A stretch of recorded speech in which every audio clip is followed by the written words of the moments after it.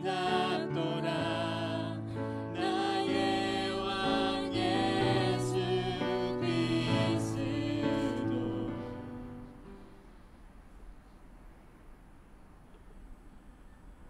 할렐루야. 2023년 11월 7일 삶의 첫 시간에 주님께 올려드립니다. 이 아침에도 하나님이 부어주시는 은혜와 은총이 가득하길, 또 우리가 보배를 담은 질그릇답게 하나님의 은혜로 예수 그리스도를 품고 살아가는 믿음의 사람 되길 함께 기도합니다. 우리의 믿음을, 우리의 신앙을 사도신경을 통해 함께 고백합니다. 전능하사 천지를 만드신 하나님 아버지를 내가 믿사오며 그 외아들 우리 주 예수 그리스도를 믿사오니 이는 성령으로 잉태하사 동정녀 마리아에게 나시고 본디오 빌라도에게 고난을 받으사 십자가에 못 박혀 죽으시고 장사한 지 사흘 만에 죽은 자 가운데 다시 살아나시며 하늘에 오르사 전능하신 하나님 우편에 앉아 계시다가 저리로서 산자와 죽은 자를 심판하러 오시리라. 성령을 믿사오며 거룩한 공예와 성도가 서로 교통하는 것과 죄를 사해 주신 것과 몸이 다시 사는 것과 영원히 사는 것을 믿사옵나이다. 아멘. 우리 함께 찬송가 182장 찬양합니다.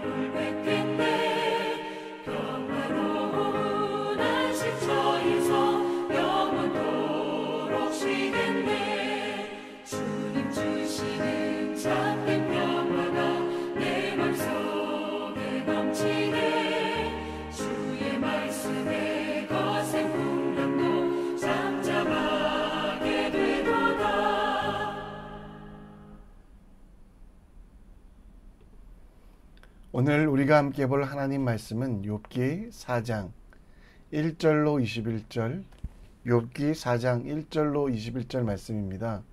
함께 읽겠습니다. 대만 사람 엘리바스가 대답하여 이르되 누가 내게 말하면 내가 실증을 내겠느냐? 누가 참고 말하지 아니하겠느냐? 보라, 전에 내가 여러 사람을 훈계하였고 손이 늘어진 자를 강하게 하였고 넘어진 자를 말로 붙들어 주었고 무릎이 약한 자를 강하게 하였거늘 이제 이 일이 내게 이름에 내가 힘들어하고 이 일이 내게 닥침에 내가 놀라는구나. 내 경외함이 내 자랑이 아니냐? 내 소망이 내 온전한 길이 아니냐? 생각하여 보라. 죄 없이 망한 자가 누구인가? 정직한 자의 끊어짐이 어디 있는가? 내가 보건대 악을 밭갈고 독을 뿌리는 자는 그대로 거두리니 다 하나님의 입 기운에 멸망하고 그의 콧김에 사라지느니라. 사자의 우는 소리와 젊은 사자의 소리가 그치고 어린 사자의 이가 부러지며 사자는 사냥거 없이 없어 죽어가고 암사자의 새끼는 흩어지느니라. 어떤 말씀이 내게 가만히 이르고 그 가느다란 소리가 내 귀에 들렸었나니 사람이 깊이 잠들 즈음 내가 그 밤에 본 환상으로 말미암아 생각이 번거로울 때에 두려움의 떨림이 내게 이르러 모든 뼈마디가 흔들렸느니라. 그때 내 영이 내 앞으로 지나가매 내 몸에 털이 쭈뼛하였느니라. 그 영이 서 있는데 나는 그 형상을 알아보지 못하였도 오직 한 형상이 내 눈앞에 있었느니라. 그때 내가 조용한 중에 한 목소리를 들으니 사람이 어찌 하나님보다 의롭겠느냐? 사람이 어찌 그 창조한 이보다 깨끗하겠느냐? 하나님은 그의 종이라도 그대로 믿지 아니하시며 그의 천사라도 미련하다 하시니 하물며 흙집에 살며 티끌로 털을 삼고 하루살이 앞에서라도 무너질 자이겠느냐? 아침과 저녁 사이에 부스러져 가루가 되며 영원히 사라지되 기억하는 자가 없으리라.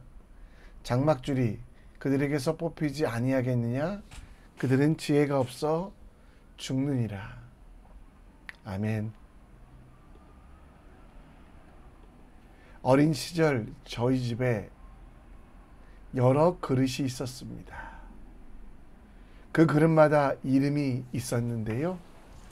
김치를 담으면 김치 그릇, 고추당을 담으면 고추장 그릇, 어떤 그릇에는 동전을 가득 담아놓기도 했는데 그 그릇의 이름은 당연히 동전 그릇입니다. 그릇의 재질이나 모양보다 그 그릇에 무엇이 담기느냐, 그것이 그릇의 이름이 되곤 합니다. 욥의 세 친구 중에 한 명이었던 엘리바스는 하나님은 정금이시다, 하나님은 승리하신다 라는 이름의 뜻을 가졌습니다.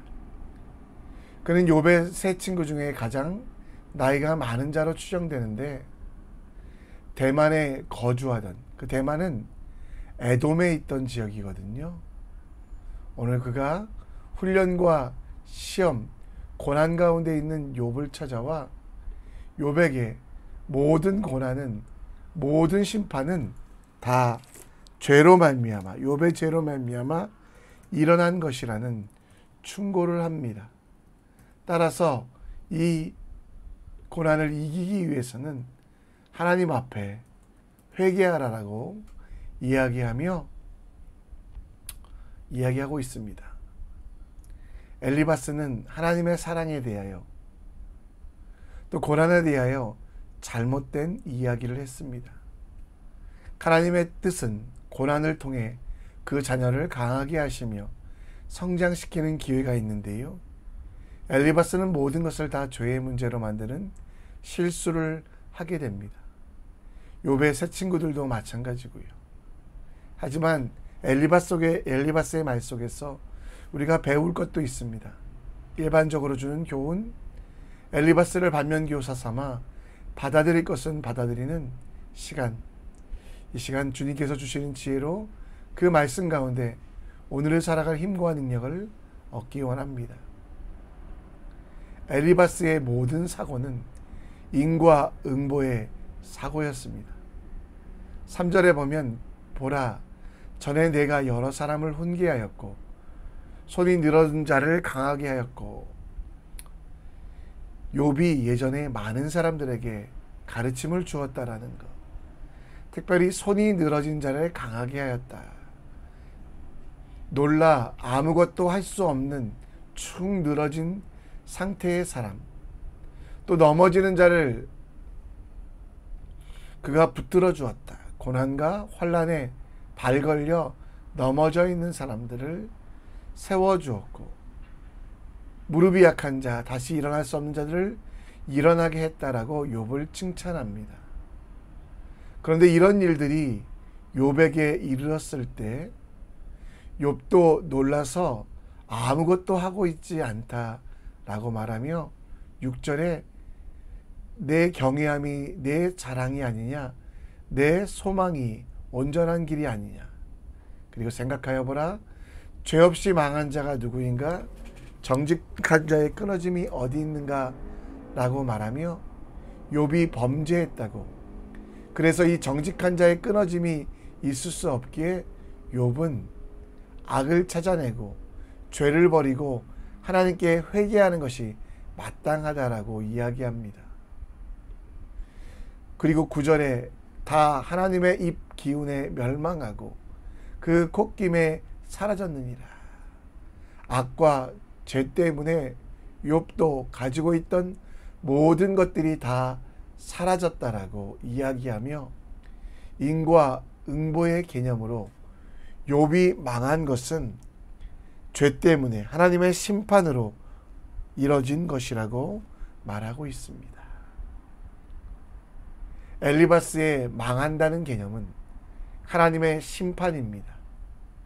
그러면 욥은 망한 것일까요? 망하지 않은 것일까요? 세상의 눈으로 보면 전 재산이 사라졌습니다. 그의 가족들도 어려움을 당했고요. 그가 살 집 하나 남아있지 않는 상황.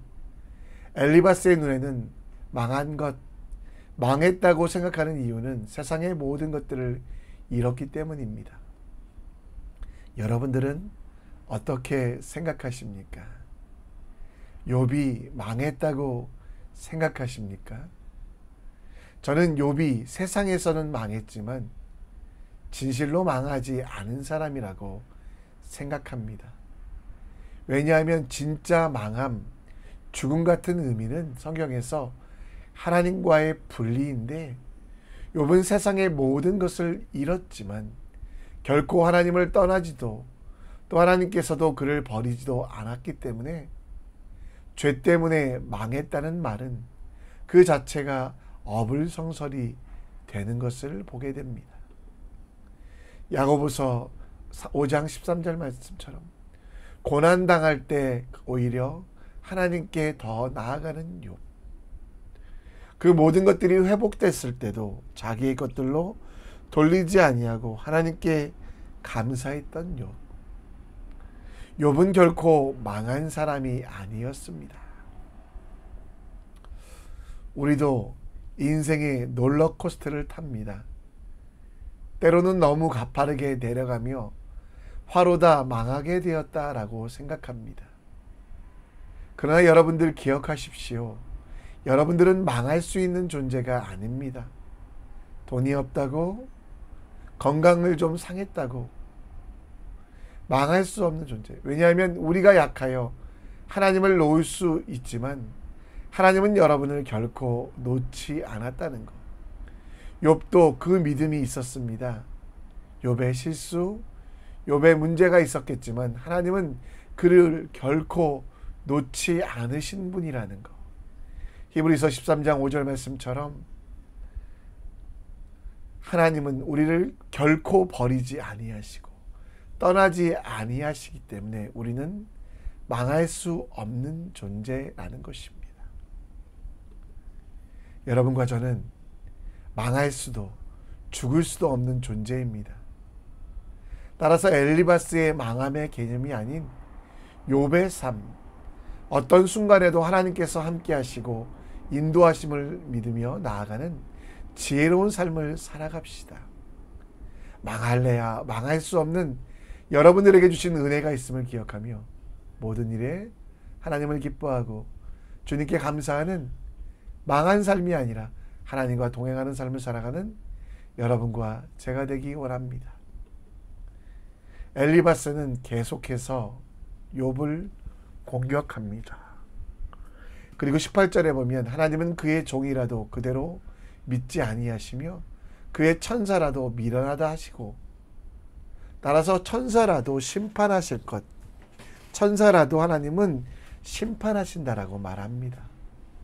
따라서 천사보다 못한 이들인 인간은 심판당하는 것이 당연하다라고 말할 때, 그리고 욥에게 이제 하나님 앞에 범죄함을 고백하며 하나님을 부정하고 하나님에 대한 사랑을 온전히 느끼지 못하도록 잘못된 설득을 하고 있습니다. 그러면 19절에 뭐라고 얘기합니까? 하물며 흙집에 살며 티끌로 털을 삼고 하루살이 앞에서 무너질 자이겠느냐. 흙으로 된 집은 진짜 집이 아니라 동굴이나 땅을 말합니다. 노숙한다는 뜻이죠. 이불이나 옷도 없어 티끌을 덮고 자는 삶, 마지막으로 하루살이 같이 결국 멸망당할 존재라고 생각합니다. 어쩌면 이 말이 맞는 것 같습니다. 창세기 3장 19절 말씀처럼 흙에서 왔으니 흙으로 돌아갈 것, 이것이 여러분 맞다라고 말합니다. 그런데 엘리바스의 말은 반만 맞는 말입니다. 이 땅에 살다가 우리가 흙으로 돌아가는 것이 인생은 맞습니다. 그러나 우리의 인생은 그것이 끝이 아닙니다. 흙에서 왔지만 흙으로 돌아가는 인생이 아니라 영원한 하나님 나라에서 왕노릇하는 인생입니다. 곧 예수께서 다시 오실 때 우리는 영원한 왕이 될 존재입니다.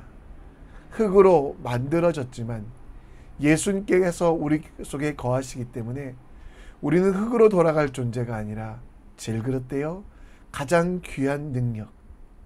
그래서 사도 바울은 고린도후서 4장 7절에 우리가 이 보배를 질그릇에 가졌으니 이는 심히 큰 능력이 하나님께 있고 우리에게 있지 아니함을 알게 하려 함이라. 우리가 흙에서 온 것은 맞습니다. 그러나 보배를 담은 보석함이 되었습니다. 잠시 흙으로 돌아가 예수님을 기다릴 수는 있지만 예수님이 다시 오실 때는 세상의 그 어떤 것보다 소중한 하나님의 자녀가 됨을 기억하십시오.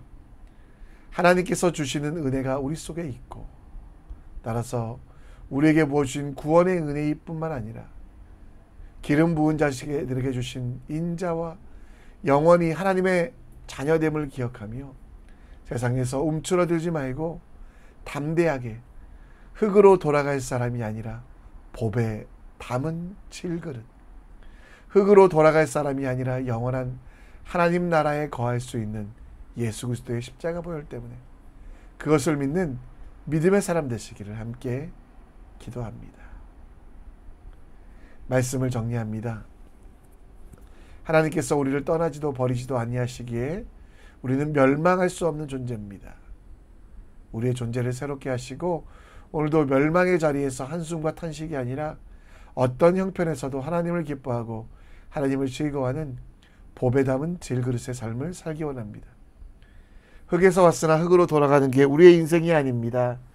예수 담은 보석함 되어 이제는 영원히 왕노릇하기에 우리를 살리시고 우리를 인도하신 그 하나님의 뜻 앞에 우리를 순종하는 믿음의 사람 되시기를 우리 함께 기도했으면 좋겠습니다. 우리 함께 이 시간 찬양하기 원합니다. 내 안에 가장 귀한 것 찬양합니다.